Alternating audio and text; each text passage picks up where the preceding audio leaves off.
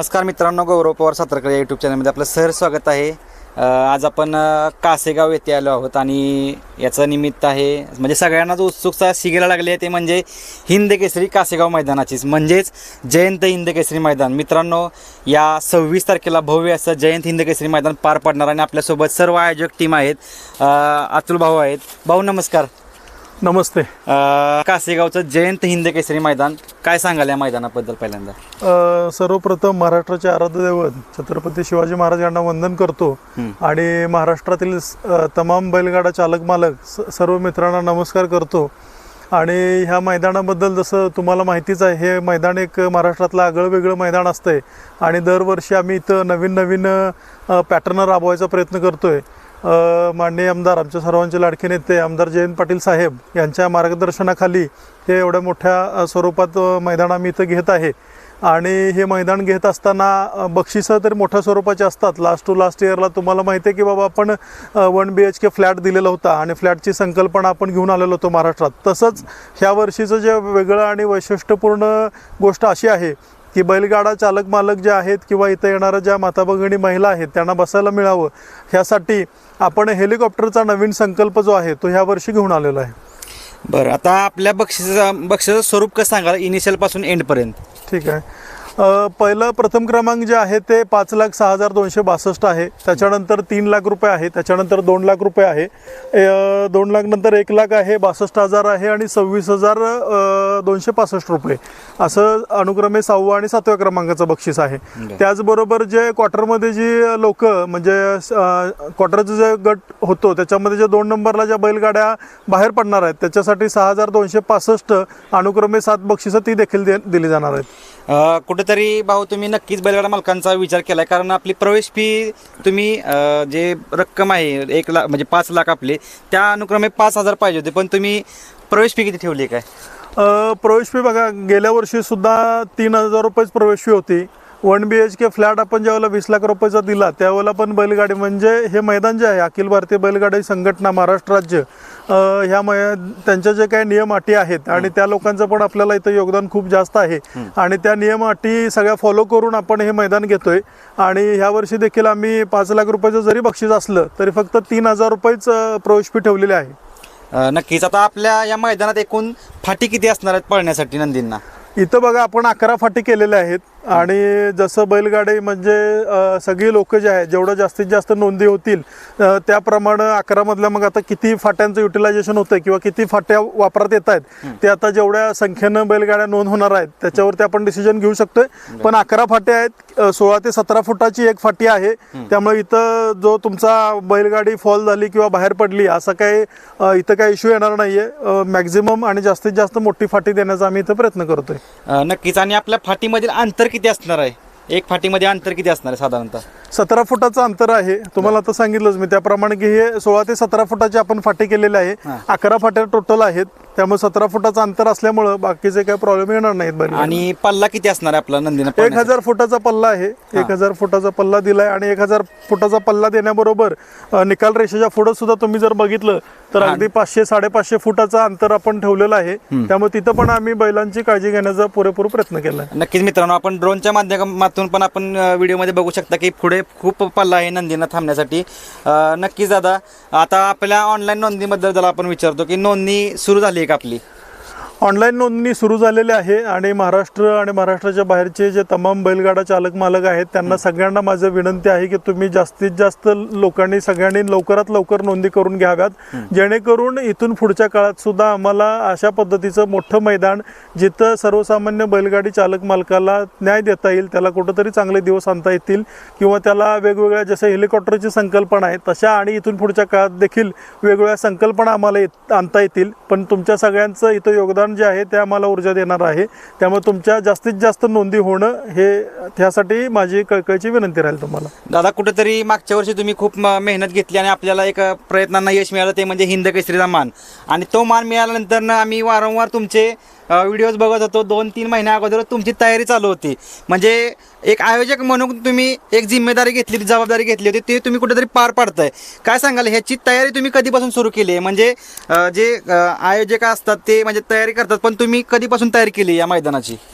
नाही, ह्या मैदानासाठी आता बघा, म्हणजे आमची जी टीम आहे इथं, जी सगळे लोक जे काम करणारे आहेत ते अगदी म्हणजे निष्ठेनं आणि नंदीवरती प्रेम करणारे किंवा बैलगाडा शर्यतीवरती सगळे प्रेम करणारी लोक आहेत.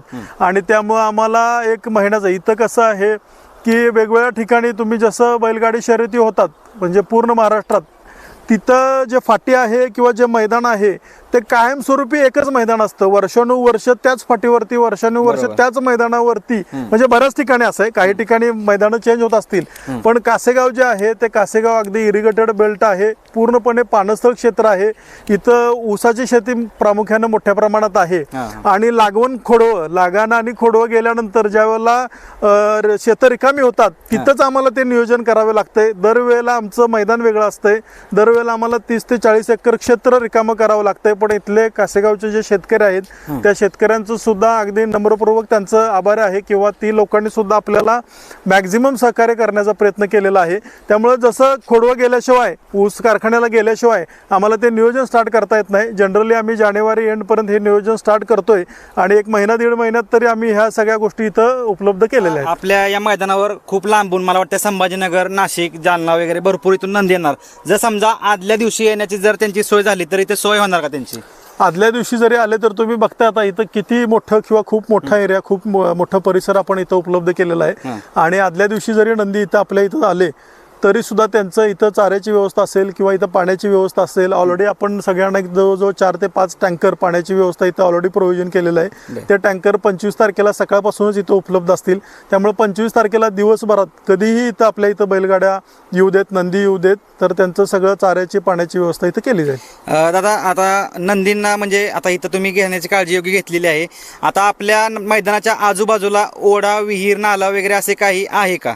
इथं आजूबाजूला जर बघितलं तर तुम्हाला काहीच म्हणजे अगदी दूरपर्यंत कुठं ओढा, नाला किंवा कुठं काहीच दिसत नाहीये. आणि अगदी हा जवळजवळ 2200-2300 फुटाचा पल्ला आहे. आपल्याला त्यातला 1000 फुटच पल्ला पळायचा आहे. पुढं 550-600 फूट ठेवलाय. खाली पण जवळजवळ तेवढाच 300-400 जिथून बैलगाड्या सुटणार आहेत तिथं सुद्धा 300-400 फूट पल्ला सोडलेला आहे. आणि हे चाकुरी 11 फाट्या जरी असल्या तरी अजून ह्या बाजूला तुम्ही बघितलं तर इकडं 20 फाट्या पडू शकतायत, इकडं एक 7-8-10 फाट्या पडू शकतायत. एवढं सगळं मैदान इथं रिकामं आहे. त्यामुळे तशा प्रकारची कुठलीच नंदीला आपल्या अडचण येणार नाहीये हे आवर्जून सांगतो. मैदानात ॲम्ब्युलन्सची सोय असणार का? ॲम्ब्युलन्स आहे, जवळजवळ 3 ते 4 ॲम्ब्युलन्स असणार आहेत. आम्ही ॲम्ब्युलन्स ठेवण्यापेक्षा, म्हणजे ॲम्ब्युलन्स तर आहेच 100%, 3 ते 4 ॲम्ब्युलन्स आहेत, गेल्या वर्षी पण होत्या. पण इथं इजा होऊ नये याच्यासाठी आम्ही मॅक्झिमम इथं काळजी घेण्याचा आमचा प्रयत्न चालू आहे. आता विशेष म्हणजे आता सर्वसामान्य बैलगाडा मालक, चालक असतील त्यांना तुम्ही या व्हिडिओच्या माध्यमातून काय आवाहन कराल?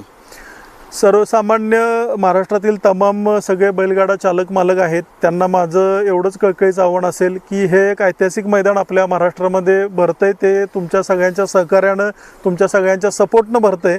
आणि तुम्ही जर जास्तीत जास्त नोंदी इकडं केल्या तर आणखीन मोठ्या प्रमाणात हे आम्हाला मैदान असंच भरवता येतील इथून पुढच्या काळामध्ये. अगदी आम्ही सगळे मंडळी पूर्णपणे निस्वार्थीपणे इथं कुठलाही काय न बघता, अगदी अहोरात्र रात्रंदिवस न बघता सगळे कष्ट करत आहेत. तर त्याकरता तुमच्या सगळ्यांचं पार्टिसिपेशन इथं महत्त्वाचं आहे. आणि त्याचबरोबर इथं बैलगाडा शर्यतीवरती, क्षेत्रावरती जे काम करणारे, म्हणजे प्रेम करणारे जी सगळी लोक आहेत त्यांनासुद्धा माझं आवर्जून हेच निमंत्रण राहील की तुम्ही सगळ्यांनी इथं उपस्थित राहावे. इथं आपण गॅलरीची व्यवस्था केलेली आहे, बसायची प्रचंड व्यवस्था केलेली आहे, त्याच्याबरोबर छताची देखील व्यवस्था करणार आहे. त्यामुळे दिवसभर तुम्ही इथं बसून ह्या शर्यतीचा आनंद घ्यावा एवढंच सांगेन या निमित्तानं. लॉट्स आपले कधी निघणार आहेत? आदल्या दिवशी 5 वाजता आपण लॉट्स करणार आहे. त्यामुळे 25 तारखेला एक 5 वाजेपर्यंत जास्तीत जास्त नोंदी घेतल्या जातील. त्यामुळे 25 तारखेच्या आतमध्ये सगळ्यांनी किंवा आजपासूनच नोंदी कराव्यात, जेणेकरून आम्हाला पुढच्या गोष्टी करणं सोयीस्कर होईल. दादा, कुठेतरी आता जयंत पाटील साहेब असतील, त्यांचं तुम्ही आदर्श म्हणजे त्यांचं तुम्ही आता हिंद केसरीमध्ये नाव ठेवलंय तुम्ही. काय सांगाल साहेबांचं आपल्या काय या मैदानाबद्दल वक्तव्य वगैरे काय असेल? नाही, साहेबांना आम्ही एक मंडळी, हे सगळे जे लोक आहे हे एवढ्या आवर्जून एवढ्या मोठ्या प्रमाणात इथं त्यांच्या नावानं बैलगाडीची शर्यत भरवतोय ह्याचा त्यांना खूप मोठा अभिमान आहे. आणि त्यांचं आमच्या सगळ्या मंडळींच्या वरती खूप प्रेम आहे. आणि जे काही शक्य ती मदत असेल किंवा नेहमी ह्या कार्यक्रमाला इथं आवर्जून उपस्थित राहणे, वेळात वेळ काढून उपस्थित राहणे आणि आम्हाला नेहमी ऊर्जा देण्याचं ते काम करतात.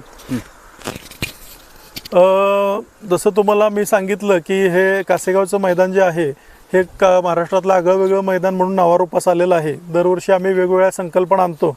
तसंच ह्या वर्षी आम्ही हेलिकॉप्टरची संकल्पना महाराष्ट्रात घेऊन आलेलो आहे. बैलगाडी शर्यत क्षेत्रामध्ये प्रथमच हेलिकॉप्टरची जी संकल्पना आहे किंवा ते हेलिकॉप्टरचे जे स्वरूप आहे ते अशा प्रकारे असणार आहे. इथं येणारे जे महाराष्ट्रातून तमाम बैलगाडा चालक मालक आहेत, समजा एक 30 गट पडले किंवा 40 गट पडले, तर त्या गट 5 विजेता जे बैलगाडी मालक असणार आहेत, समजा टोटल 40 बैलगाड्यावरती जर आल्या तर त्या 40 बैलगाड्यांपैकी ज्या 6 बैलगाडा चालक मालक असणार आहेत त्या 6 बैलगाडा चालक मालकांना ते देखील आम्ही जे पब्लिकच्या साईडनं ज्याची चिठ्ठी निघणार आहे त्या पब्लिकच्या साईडनं चिठ्ठी निघणाऱ्या बैलगाडा चालका मालकांना ठरवायचं आहे की त्यांच्यातला एक व्यक्ती कोण हेलिकॉप्टर राईड करणार आहे. तर अशा आपण एकूण 6 बैलगाडी मालकांना हेलिकॉप्टरची राईडची सुविधा इथं उपलब्ध करून दिलेली आहे. त्याचबरोबर आपलं जे प्रेक्षक महिला इथं येणार आहेत त्या प्रेक्षक महिलांना देखील आपण एक महिला 2000, 3000, 4000 महिला ज्या इथं बघायसाठी येतात त्याच्यामध्ये आपण 6 महिलांना हेलिकॉप्टरची राईड इथं उपलब्ध करून देणार आहे. ह्या सगळ्या गोष्टी करत असताना त्या दिवशी रामनवमीचा दिवस आहे, खूप चांगला दिवस आहे, उत्कृष्ट दिवस आहे आणि त्या दिवशी आपण हे महाराष्ट्रातलं एक पहिलं मैदान असणार आहे, महाराष्ट्रातलं एक आगळं वेगळं मैदान असणार आहे ज्याचं उद्घाटन आपल्याला हेलिकॉप्टरमधून पुष्पवृष्टी करून सुरू केलं जाईल. त्यामुळे ह्या मैदानाच्या दिवशी उद्घाटनाला देखील माझं सगळ्यांना आवर्जून निमंत्रण आहे की पुष्पवृष्टी बघायला सगळ्यांनी आवर्जून उपस्थित राहावं. ती पुष्पवृष्टी इथं करण्याबरोबर आपण रामलिंग बेट जे आहे इथून एक 10 किलोमीटर अंतरावरती तिथं देखील आपण राम मंदिरावरती त्यावर दिवशी पुष्पवृष्टी करणार आहे.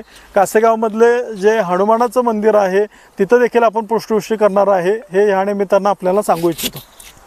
नक्कीच दादा, खूप साऱ्या शुभेच्छा असतील तुमच्या या टीमला तुम्हाला, कारण की एक मोठं आयोजन तुम्ही करताय.